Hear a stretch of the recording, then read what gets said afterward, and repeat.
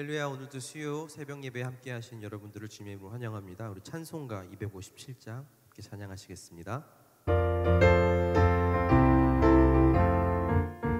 마음에 가득한 의심을 깨치고 지극히 화평한 마음으로 찬송을 부르는 어린 양 예수의 그 피로 속죄함 얻었네.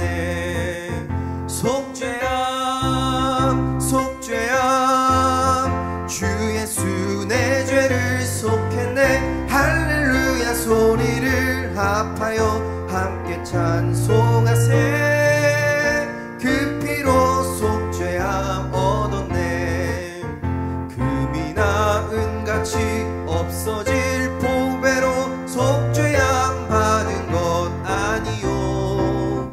거룩한 하나님 어린 양 예수의 그 피로 속죄함 얻었네. 속죄함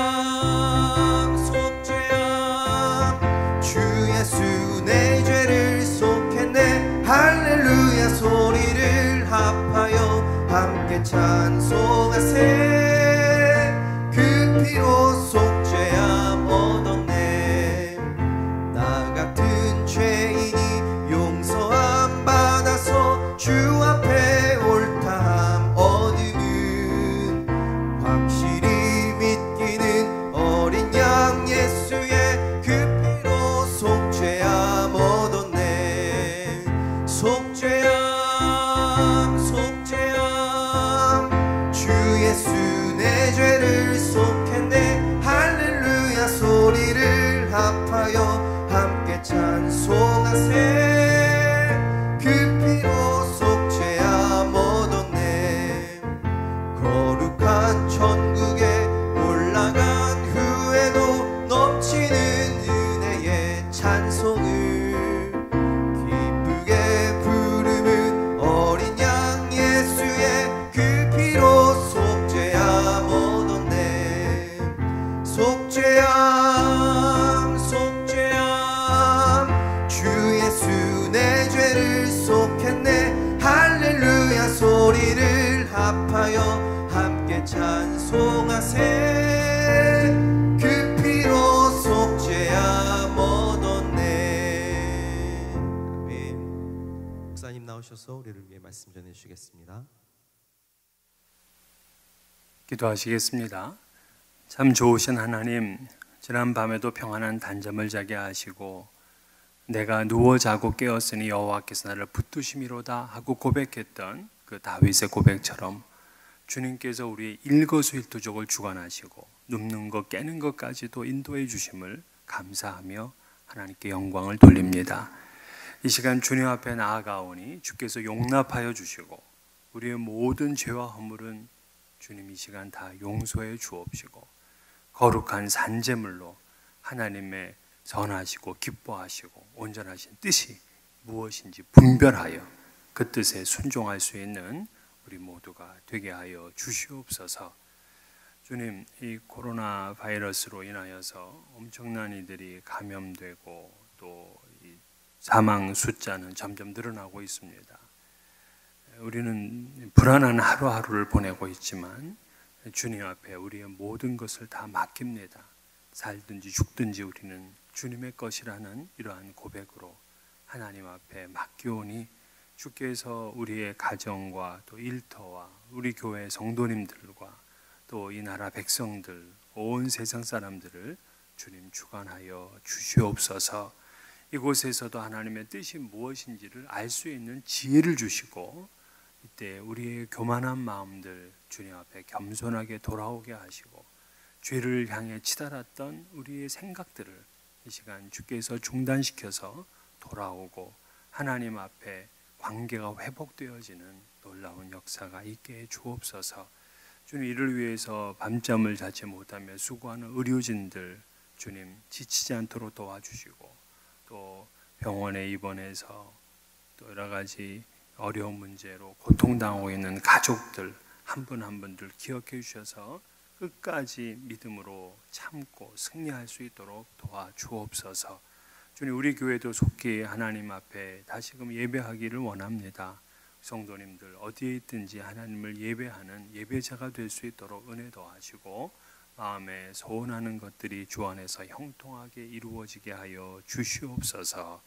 주께 감사드립니다. 예수님 이름으로 기도하옵나이다. 아멘. 오늘 말씀은 역대하 24장 15절에서 27절까지 말씀입니다.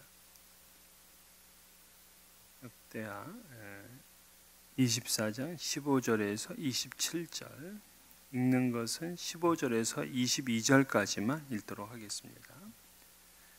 여호야다가 나이가 많고 늙어서 죽으니 죽을 때에 130세라. 무리가 다윗성 여러 왕의 묘실 중에 장사하였으니 이는 그가 이스라엘과 하나님과 그의 성전에 대하여 선을 행하였음이더라.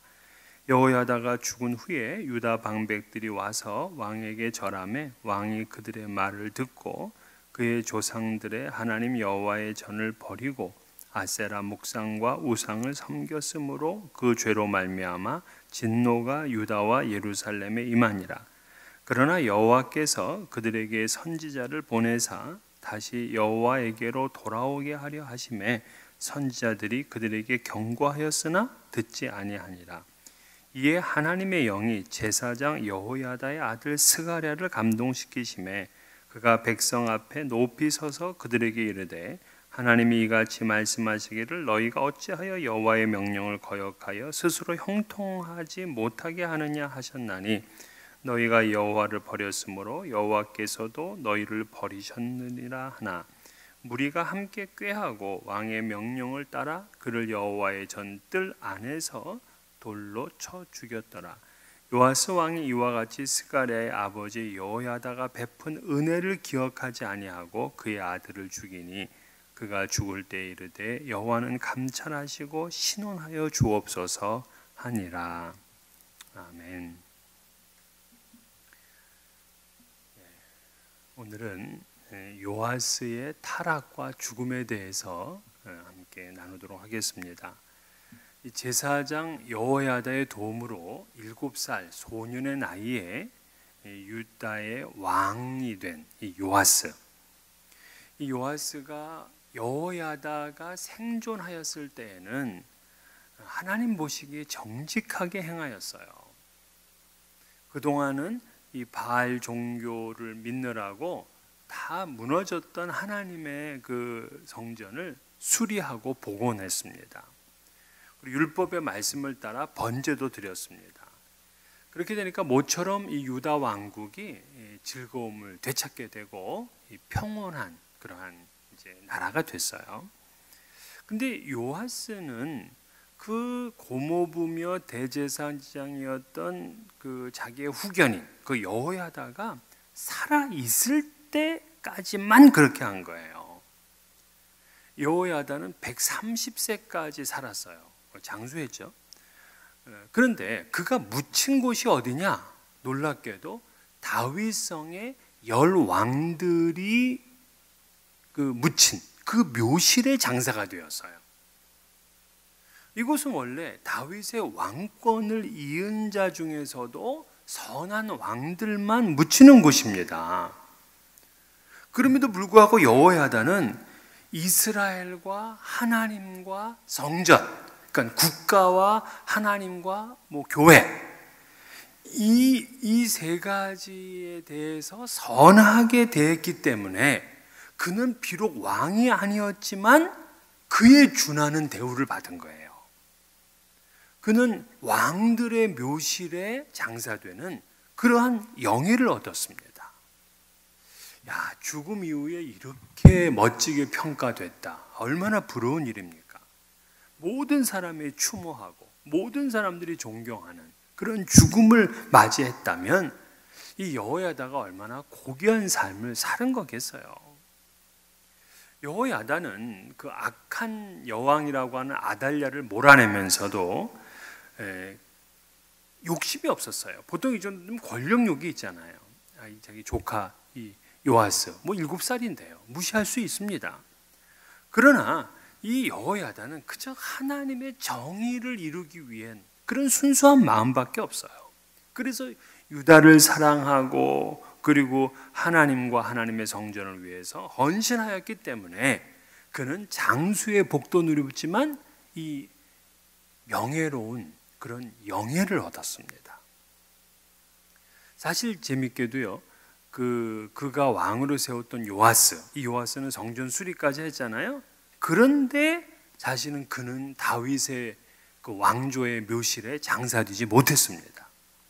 근데 여호야다는 제사장인데도 불구하고 다윗 열왕의 묘실에 장사가 됐어요.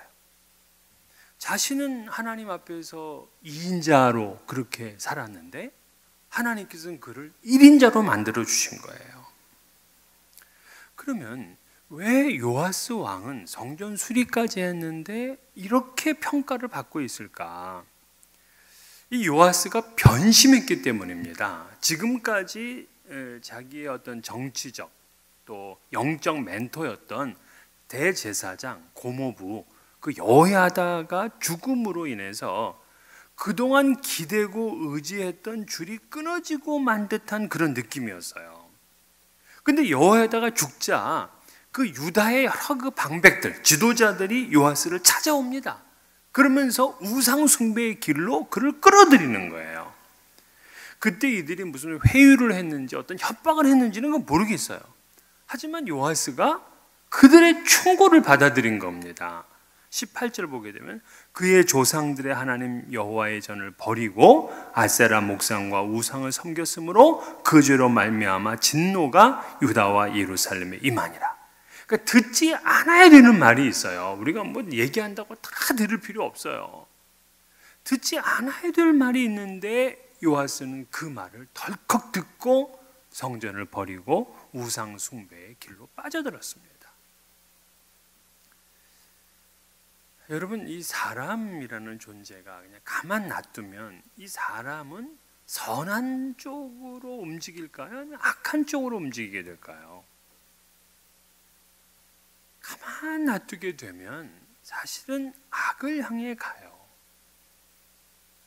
자기를 쳐서 자꾸 복종시키고 그리고 경건의 훈련을 하고 거룩을 향해 나아가려는 그런 의지를 갖고 있지 않으면 우리는 자꾸 이 세상의 흐름에 그냥 밀려가게 됩니다. 요아스는 지금까지 여호야다를 통해서 늘 이제 경계도 받고 그리고 지도도 받았어요. 항상 그래서 여호야다를 붙들고 갈 수 있었습니다. 그런데 자신의 영적 지도자를 잃고 나서는 급속하게 타락의 길로 가게 된 거예요. 자신을 이끌어 주었던 영적 지도자, 어떻게 보면 나를 지금까지 뭐 이렇게 컨트롤하려고 했던 그런 사람이 없으면 난 자유롭고 난 좋다, 나는 행복하다 이럴 것 같지만 오히려 타락하고 비참한 운명을 맞이하게 된 겁니다. 기독교는 혼자 떨어져 있는 신앙이 아니에요. 기독교는 사실 이 참 좋은 하나님을 잘 믿는 그 믿음의 사람들이 그 곁에 있어서 붙들어주고 격려하고 일으켜 세워주고 하는 그러한 사람들이 주변에 있어야 돼. 그런 사람들이 있으면 신앙생활은 진짜 행복하고 잘할 수 있는 거예요.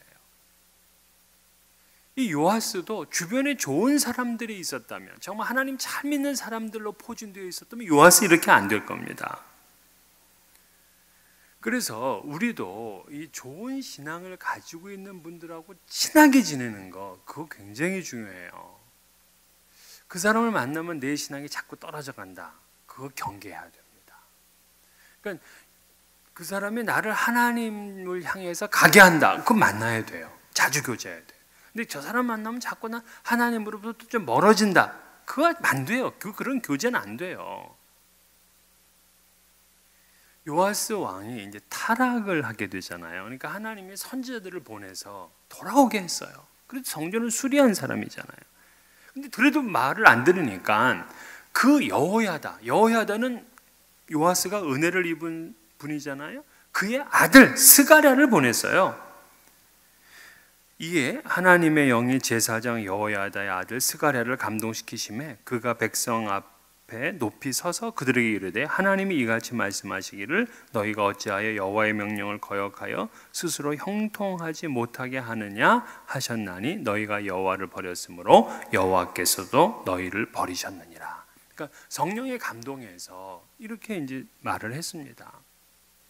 근데 요아스는 자기에게 그 말을 하자 자기에게 그 은혜를 베풀었던 여호야다의 아들인데도 성전 뜰 안에서 돌로 쳐 죽였습니다. 그 여호야다는요, 아무리 악한 여왕이라고 하더라도 그 아달랴를 성전 안에서는 안 죽였어요. 성전 밖으로 끌고 나가서 죽게 했습니다. 근데 요아스는 버젓이 하나님의 성전 안에서 사람을 죽이는 일을 감행했어요. 그것도 자기를 생명을 살려주고 자기를 왕의 자리에 앉히게 해주신 그런 그 은사의 자식입니다. 그러자 그 아들 스가랴가 이제 돌에 맞아 죽으면서 하나님께 기도해요. 그게 22절입니다. 요아스 왕이 이와 같이 스가랴의 아버지 여호야다가 베푼 은혜를 기억하지 아니하고 그의 아들을 죽이니 그가 죽을 때에 이르러 여호와는 감찰하시고 신원하여 주옵소서. 그러니까 하나님께 그는 마지막에 이제 기도를 하는 겁니다. 정말 이 요아스는 하나님의 은혜를 잊어버리고 완전히 그 악한 마귀가 돼버리고 말았어요. 그 선을 베푼 사람에 대해서 악으로 갚는 그러한 인물이 되었습니다. 스가랴는 죽으면서 하나님께 자기를 감찰해 주시고 신원해 달라 이렇게 기도했는데, 그러자 하나님께서 어떤 일을 일으키시냐면, 그 스가랴가 죽고 한 1년쯤 지나서 아람 군대가 유다를 침공했습니다. 근데 그 아람 군대가 올 때 많은 군사가 오질 않았어요. 적은 군대였어요. 유다는 큰 군대였습니다. 근데 놀랍게도 유다가 패한 거예요. 이게 무슨 일입니까? 항상 유다는 적은 인원을 가지고 큰 무리들을 쳐서 이겼다. 이게 우리가 지금까지 성경을 보던 이야기 아닙니까? 그런데 하나님을 떠나게 된 이 요아스는 큰 군대를 가지고 작은 적에게 패하고 만 거예요. 이것이 바로 스가랴가 죽으면서 하나님께 기도했던, 감찰하시고 신원해 달라 했던 그러한 기도의 응답이죠. 하나님께서 징벌을 하시는 거예요. 이 아람 군대가 예루살렘까지 쳐들어오니까 요아스는 성전과 왕궁에 있는 금을 아람 왕에게 바치면서 회유를 했어요. 여기서 그만 돌아가 달라. 그러면서 요아스는 이 전쟁으로 인해서 크게 이제 부상까지 당했습니다. 그러자 신복들이 요아스 왕을 그 자리에서 죽여요. 이것은 이제 여호야다의 아들을 살해한 것에 대한 신복들의 반란이라고 할 수 있어요. 결국 비참하게 요아스는 죽습니다. 그리고는 다윗 왕조의 묘실에도 장사되지를 못해요. 버려지게 됩니다. 하나님을 버리고 은사인 여호야다의 은혜까지 잃어버린 요아스는 하나님께도 버림을 받았고 백성들에게도 버림을 받았어요. 처음 왕이 되었을 때는 그러지 않았어요. 성전 수리의 비전도 갖고 사람들을 독려하고 나라를 즐겁고 평온하게 만들었어요. 근데 왕이 말년이 돼서는 이렇게 비참해졌습니다. 왜일까요? 은혜를 잃어버렸기 때문에 그렇습니다. 초심을 떠났기 때문에 그래요. 나 같은 죄인이 용서함 받아서 주 앞에 옳다함 얻음은, 그러면서 그냥 하나님 앞에 감격하고 감사하고 그렇게 이제 그 고백을 해야 되는데, 이렇게 찬송하던 사람이 바뀌어가지고 나 같은 죄인이가 아니라 나 같은 의인이, 나 같은 목사가, 나 같은 장로가 이러면서 태도를 완전히 돌변하는 거예요. 요아스는 교만해서 하나님을 이제 떠났다가 결국에는 하나님께도 버림을 받아요. 이때 사실 그가 돌아올 수 있는 기회가 있었어요. 아람의 군대가 쳐들어왔을 때 그를 그냥 뭐 금을 줘가지고 달랠 게 아니라 그 하나님 앞에서 그가 나아가서 기도했다면, 그 여호사밧처럼 말이에요. 그럼 얼마나 좋았을까? 그는 돌아오라는 하나님의 경고를 무시했습니다. 은혜로 시작해서 심판으로 끝나는 아주 못난 왕이 되었어요. 오늘 우리는 하나님의 은혜를 결코 잊지 아니하고 평생을 하나님의 은혜에 응답하는 삶을 사는 우리 모두가 되기를 주의 이름으로 축원합니다. 주님 가르친 기도로 새벽 기도를 마치겠습니다. 하늘에 계신 우리 아버지여, 이름이 거룩히 여김을 받으시오며 나라가 임하시오며 뜻이 하늘에서 이루어진 것 같이 땅에서도 이루어지이다. 오늘 우리에게 일용할 양식을 주시옵고 우리가 우리에게 죄 지은 자를 사하여 준 것 같이 우리 죄를 사하여 주시옵고 우리를 시험에 들게 하지 마시옵고 다만 악에서 구하시옵소서. 나라와 권세와 영광이 아버지께 영원히 있사옵나이다. 아멘. 오늘 하루도 즐겁고 행복한 날 되시기를 바라겠습니다.